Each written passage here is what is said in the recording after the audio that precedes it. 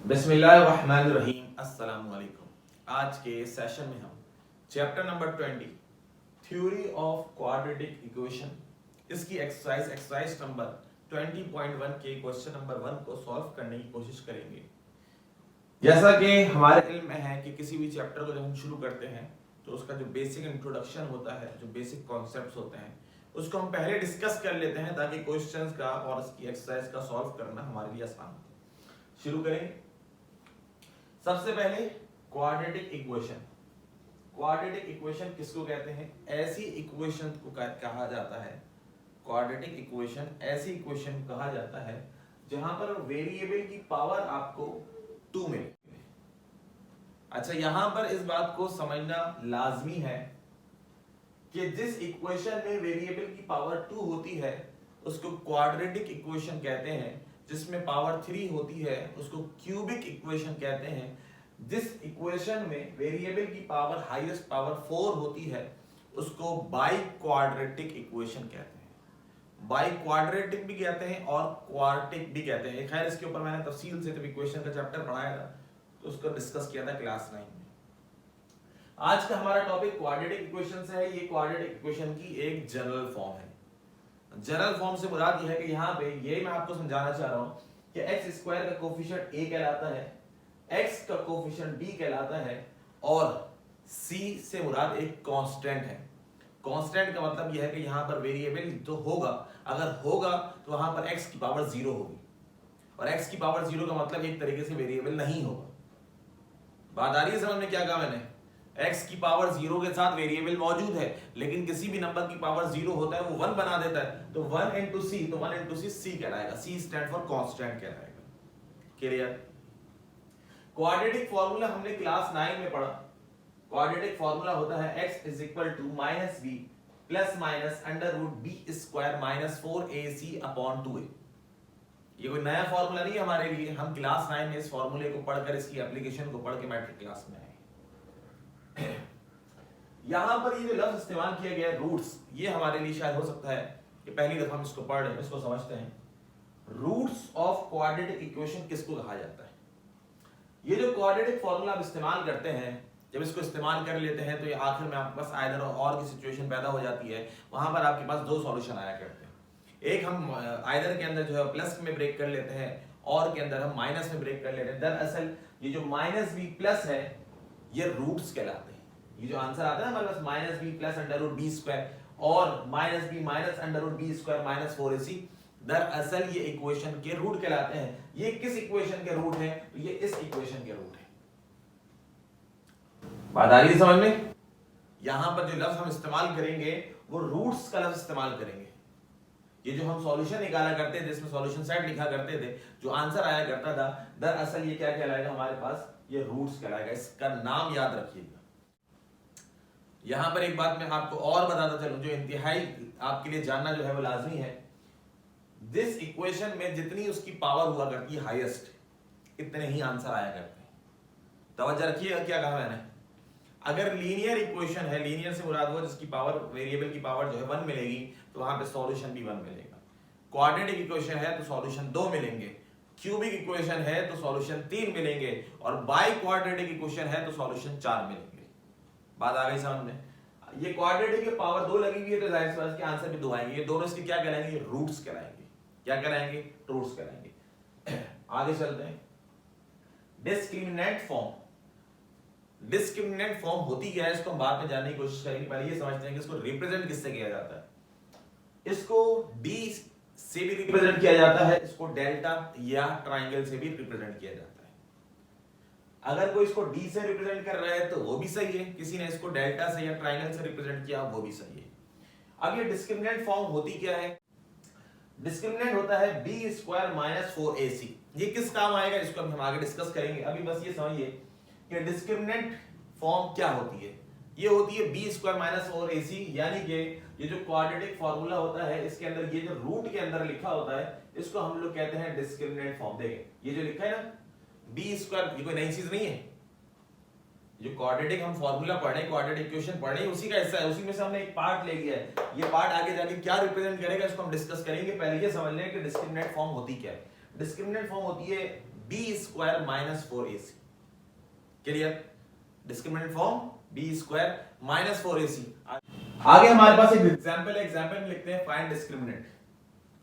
Discriminant मालूम करना सीख जाइए, फिर उसके बाद ये भी सीख जाएंगे इंशाल्लाह कि डिस्क्रिमिनेंट और किस चीज को रिप्रेजेंट करता है। भाई डिस्क्रिमिनेंट तो मालूम कर लिया हमने, हाँ ठीक है, कोई मसले की बात नहीं है, लेकिन डिस्क्रिमिनेंट एक बहुत ही ज्यादा इंपॉर्टेंट टॉपिक है, ये आगे जाके बहुत सारी चीजों को रिप्रेजेंट करने वाला है।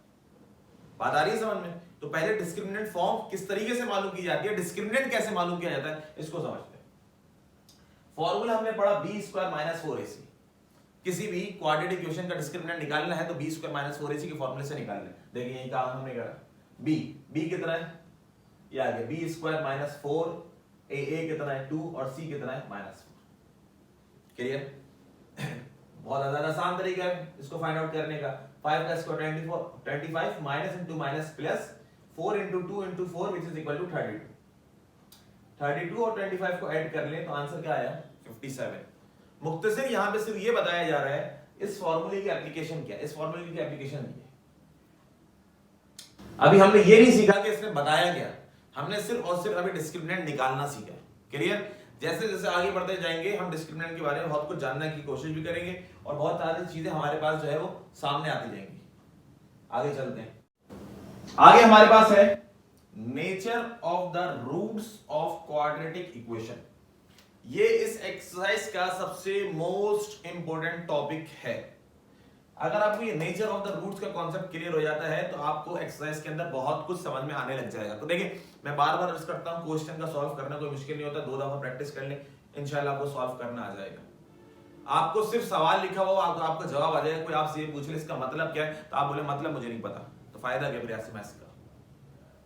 आप जब तक इस थ्योरी को समझ के नहीं चलेंगे, आपको बार बार कर रहा हूं क्वेश्चन सॉल्व करना आ जाएगा, मे भी पॉसिबल शायद 100 नंबर भी लेकर आ जाए पेपर में, लेकिन कल को आपसे कोई कहे कि मुझे पढ़ा दो, ये आपको आता जाता कुछ नहीं होगा। इस थ्योरी को समझिएगा, इस थ्योरी को याद रखिएगा, ये थ्योरी आपसे क्या कहना चाहिए।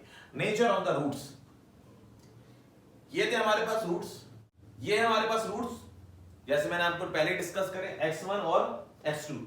अब इसकी नेचर बतानी है। बात आ रही है समझ में? तवज्जो रखिएगा, टॉपिक बहुत ही ज्यादा मोस्ट इंपोर्टेंट। नेचर बतानी है, रूट्स की नेचर क्या होगी। तो सबसे पहले मैं शुरू कर रहा हूं, यहां से शुरू कर रहा हूं। B square minus 4ac less than 0, इसका क्या मतलब हुआ? देखिए आपने डिस्क्रिमिनेंट निकाला, लेस देन 0 आ गया।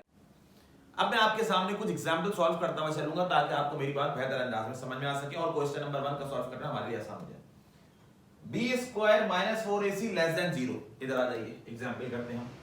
फर्ज करते हैं आप एक सॉल्यूशन कर रहे थे, वहां पर आंसर आया -3 plus minus under root -5/2। Clear? अब आप मुझे बताइए ये जो -3 प्लस माइनस अंडर रूट -5 आया है, दरअसल ये अंडर रूट -5 क्या है? तो आप कहेंगे कि सर इसको हम लिखते हैं अंडर रूट 5 आयोटा की फॉर्म में, और जिसमें आयोटा आ जाता है वो कॉम्प्लेक्स नंबर को रिप्रेजेंट करता है। जिसमें अंडर रूट में माइनस आ जाया करता है वो किसको रिप्रेजेंट करता है? कॉम्प्लेक्स को।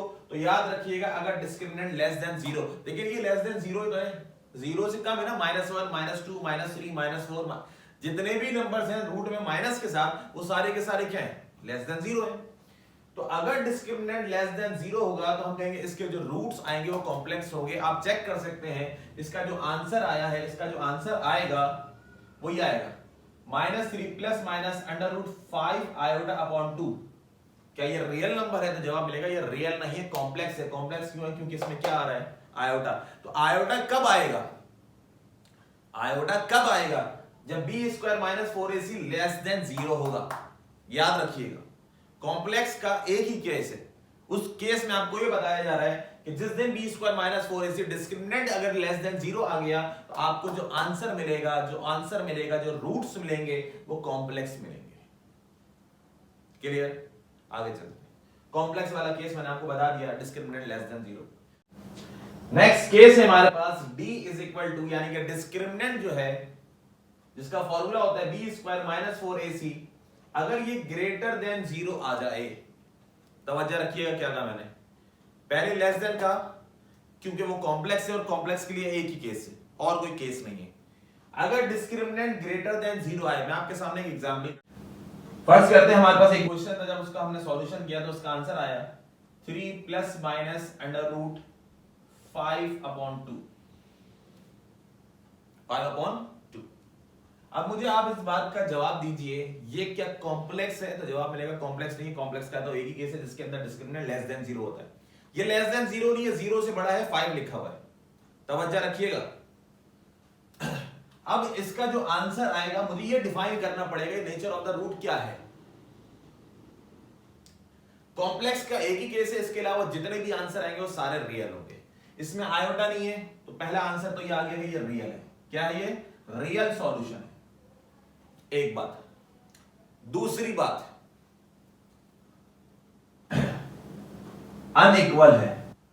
अनइक्वल बोले या डिफर सॉल्यूशन बोले, दोनों का मतलब एक ही है। डिफर से मतलब होता है मुख्तलिफ। तवज्जो रखिएगा, ये अनइक्वल से क्या मुराद है और डिफर से क्या मुराद है। देखिए, डिफर से मुराद ये है, अगर मैं इसका आंसर निकालता हूं, मेरे पास एक आंसर आएगा 3 प्लस अंडर रूट 5/2। मेरे पास अदर आंसर आएगा x is equal to 3 minus under root 5/2। मेरे पास जो सॉल्यूशन आ रहा है वो दोनों सेम आ रहे हैं या डिफरेंट आ रहे हैं, आप खुद फैसला कर लीजिए। ये और ये मुख्तलिफ हैं। जब मुख्तलिफ होंगे तो हम लफ्ज इस्तेमाल करेंगे अनइक्वल सॉल्यूशन है। जो रूट्स है वो अनइक्वल है, या जो सॉल्यूशन है वो डिफरेंट सॉल्यूशन है। क्लियर हो गई बात? कब? कहां गया ये? जब b स्क्वायर माइनस 4ac, यानी कि जो डिस्क्रिमिनेंट हमने निकाला है ये ग्रेटर देन 0 होगा। एक केस, बात आ गई समझ में? ये दोनों क्या है? डिफरेंट आ रहे हैं तो रियल। और आखिरी चीज, तीसरी बात, क्योंकि इसके अंदर रूट मौजूद है, तो जिसमें रूट मौजूद होता है उसको इर्रेशनल कहा जाता है। तो ये तीसरी बात भी हमें याद रखना पड़ेगी कि इसके जो सॉल्यूशन आ रहे हैं वो इन तीनों पर मुश्तमिल है। रियल, मैंने कहा ना, जितने भी सॉल्यूशन, कॉम्प्लेक्स का एक ही केस था वो बता दिया। इसके अलावा जितने भी सॉल्यूशन आएंगे वो सारे के सारे रियल होंगे। फिर अनइक्वल है, क्यों अनइक्वल है? क्योंकि दोनों आंसर जो है वो मुख्तलिफ है, अनइक्वल आ गए। तीसरी बात याद रखिए, इसके अंदर क्या आ रहा है? रूट। जिसके अंदर रूट आता है उसको हम इर्रेशनल नंबर के नाम से जानते हैं। क्लियर हो गई बात? इसका आंसर जो था डिस्क्रिमिनेंट ग्रेटर देन 0 था। इसका पहला केस मैंने डिस्कस किया, अब मैं इसका दूसरा केस डिस्कस करने जा रहा हूं। फर्स्ट कर लेते हैं, हमारे पास एक क्वेश्चन था जिसका सॉल्यूशन हमने किया तो आंसर आया 3 प्लस माइनस अंडर रूट 4/2। तवज्जो रखिएगा, डिस्क्रिमिनेंट अभी भी ग्रेटर देन 0 है। 0 से बड़ा है, 1 हो सकता है, 2 हो सकता है, 3 हो सकता है, 4 हो सकता है। मैंने जानबूझ के वो नंबर लिया जो परफेक्ट स्क्वायर नहीं था। ये परफेक्ट स्क्वायर नहीं है। जब परफेक्ट स्क्वायर नहीं होगा तो ये तीन केस होंगे, यानी कि तीन इसकी पॉसिबिलिटीज हैं, रियल है, अनइक्वल है और इर्रेशनल है। अब मैंने जानबूझ के वो नंबर लिया है जो रूट के अंदर मौजूद है, वो परफेक्ट स्क्वायर है। 4 का रूट 2 हुआ करता है, 4 का रूट 2 हुआ करता है। देखें, जब मैं इसका सॉल्यूशन करूंगा मजीद तो इसका आंसर क्या आएगा? इसका आंसर आ जाएगा x is equal to 3 plus minus 4 का रूट 2 हुआ करता है अपॉन 2। तो मेरे पास इसका आंसर आएगा एक दफा 3 प्लस 2/2 और एक दफा आ जाएगा x is equal to 3 minus 2/2। 3 plus 2 होता है 5/2 और 3 माइनस 2 हुआ करता है 1/2। क्लियर? ये नंबर ग्रेटर देन 0 था तो पहला आंसर आया कि रियल है। दूसरी चीज, क्या ये और ये मुख्तलिफ आए हैं? तो जवाब मिलेगा हाँ बिल्कुल मुख्तलिफ आए। ये अलग सॉल्यूशन है 5/2, ये अलग सॉल्यूशन है। तो दूसरा केस क्या बन गया? दूसरा पॉसिबिलिटी बन गई हमारे पास अनइक्वल।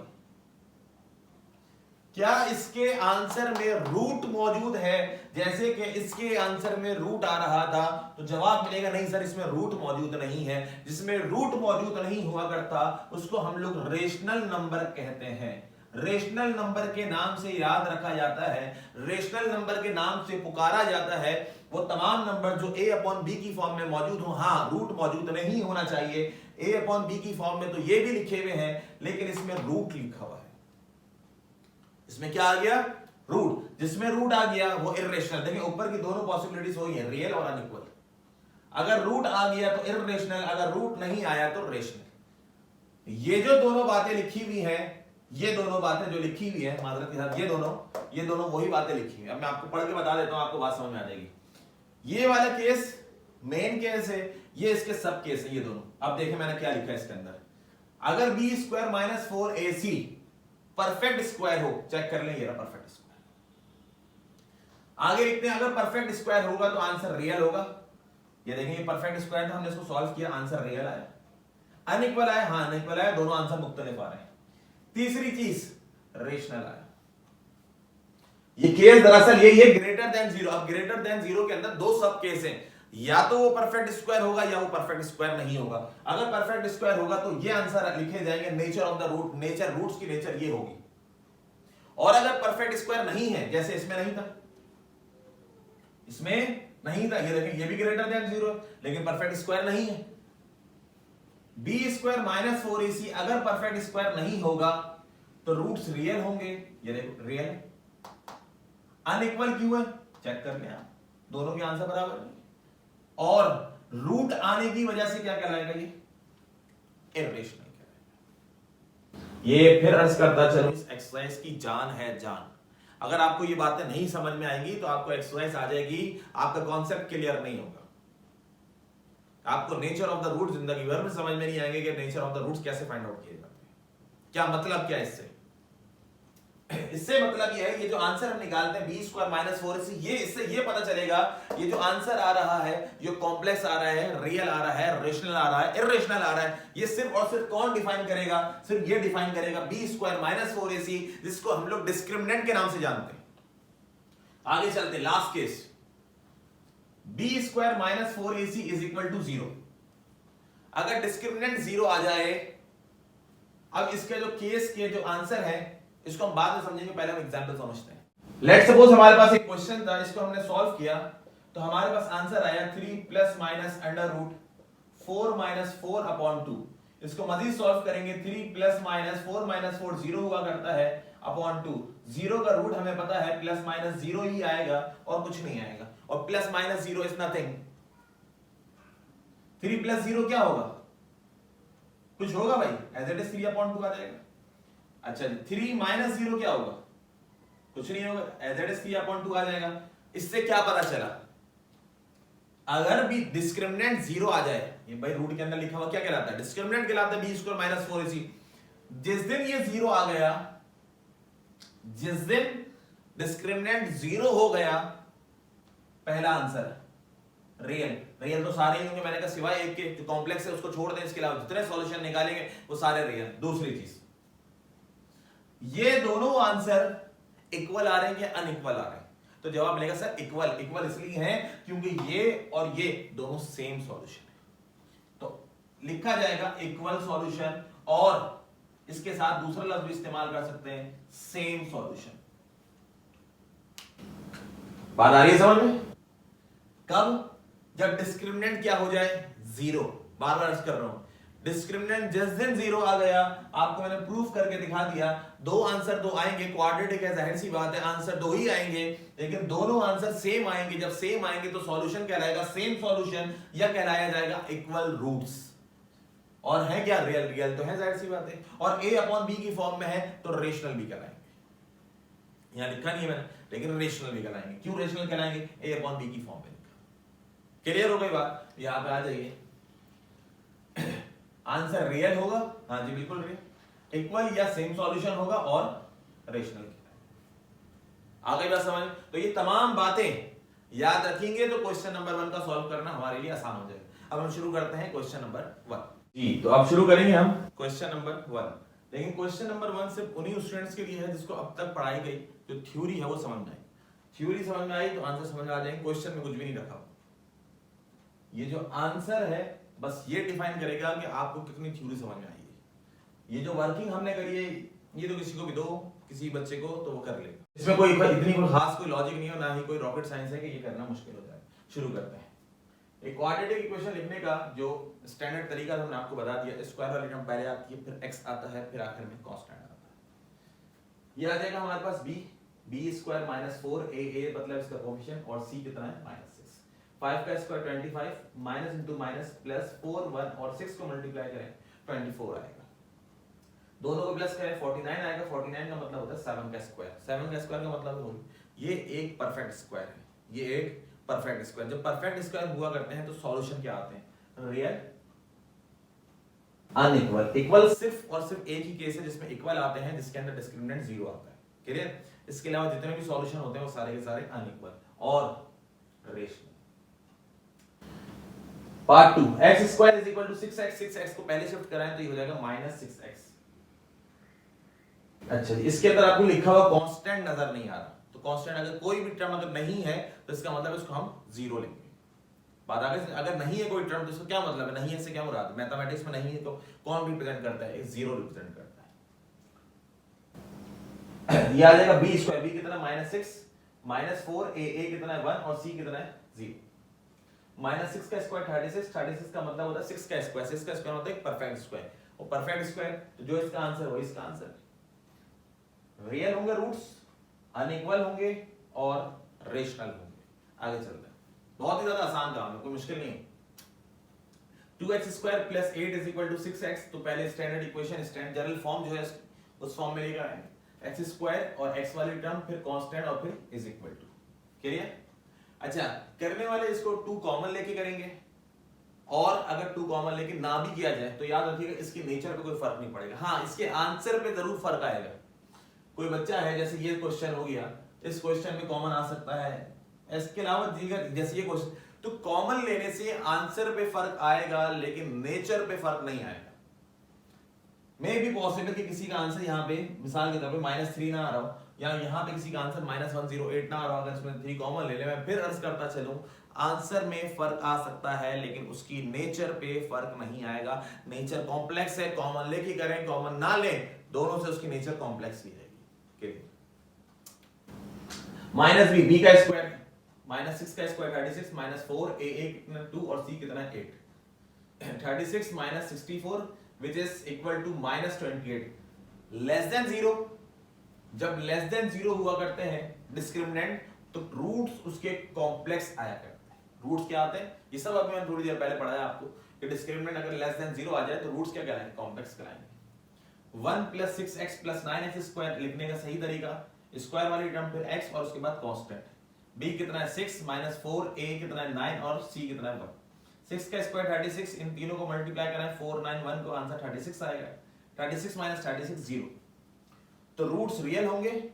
डिस्क्रिमिनेंट 0 आ गया तो डिस्क्रिमिनेंट इनके रूट्स को क्या बना देगा, इक्वल बना देगा। कैसे बना देगा वो मैंने आपको एग्जांपल में करके दिखाया। Part 5, 24x square + 12x + 36 is equal to 0। b square -4ac 144 12 का स्क्वायर माइनस 4 24 और 36 को मल्टीप्लाई करें तो आंसर आएगा 3456। 144 में से माइनस कर दें तो आंसर आएगा -3312। हमें आंसर से कोई लेना देना नहीं है, मुझे उसकी साइन से काम है। साइन मुझे ये बताएगी पॉजिटिव है तो ग्रेटर देन 0 और नेगेटिव है तो लेस देन 0। तो आंसर नेगेटिव आ रहा है, इसका मतलब लेस देन 0 है, और जब लेस देन 0 आया करता है तो रूट्स कॉम्प्लेक्स कहलाते हैं। क्या कहलाते हैं, complex. Part 6, x is equal to x square plus 1 x square as it is आ गया, ये x वहां शिफ्ट करें -x हो जाएगा plus 1 is equal to 0। b square से मुराद -1 का स्क्वायर -4a, इसका कोएफिशिएंट 1 है और कांस्टेंट कितना है 1। 1 का स्क्वायर 1 होता है, 4 × 1 4 होता है। 1 - 4 - 3। मैं फिर अर्ज करता चलूं, नंबर मेरे किसी काम करी, मेरे काम की साइन है, साइन डिफाइन करती है 0 से बड़ा है कि छोटा है। -3 लेस देन 0, इसका मतलब है रूट्स क्या होंगे, complex. Part 7, 3x square plus 6 is equal to 5x। Standard form में लाइए, 3x square minus 5x plus 6। b का स्क्वायर -5 का स्क्वायर -4a कितना है 3 और c कितना है 6। 5 का स्क्वायर 25, तीनों को मल्टीप्लाई करें 72 आया। 25 में से 72 माइनस करें -47 आया। माइनस आया मतलब लेस देन 0। जब लेस देन 0 आते हैं डिस्क्रिमिनेंट, डिस्क्रिमिनेंट जब लेस देन 0 आता है तो रूट इसके कॉम्प्लेक्स हुआ करते हैं। Part 8, 3x square plus 9। अब इसमें आप एक चीज नोट करेंगे, इसमें x वाली टर्म नहीं है। हम लिखते थे इसकी standard form ax square plus bx, x वाली टर्म नहीं है मतलब b भी नहीं है। इसमें b नहीं है से मुराद 0 है। b स्क्वायर माइनस 4a कितना है 3 और c कितना है 9। 0 का square is nothing but 0। Minus 4 × 3 × 9 को मल्टीप्लाई करें आंसर आएगा -108। -108 से मुराद लेस देन 0। जब लेस देन 0 होता है तो रूट्स क्या हुआ करते हैं, कॉम्प्लेक्स हुआ करते हैं। ये इस एक्सरसाइज का बल्कि यूं कहें इस चैप्टर का मोस्ट इंपोर्टेंट टॉपिक है नेचर ऑफ द रूट्स। इसको हम यहाँ पर वाइंड अप करेंगे। आज के सेशन में इतना ही। क्वेश्चन नंबर 1 के तमाम पार्ट्स को हमने आज सॉल्व करने की कोशिश की। इंशाल्लाह नेक्स्ट सेशन में सॉल्व करने की कोशिश। अपना बहुत सा ख्याल रखिएगा। अल्लाह हाफिज।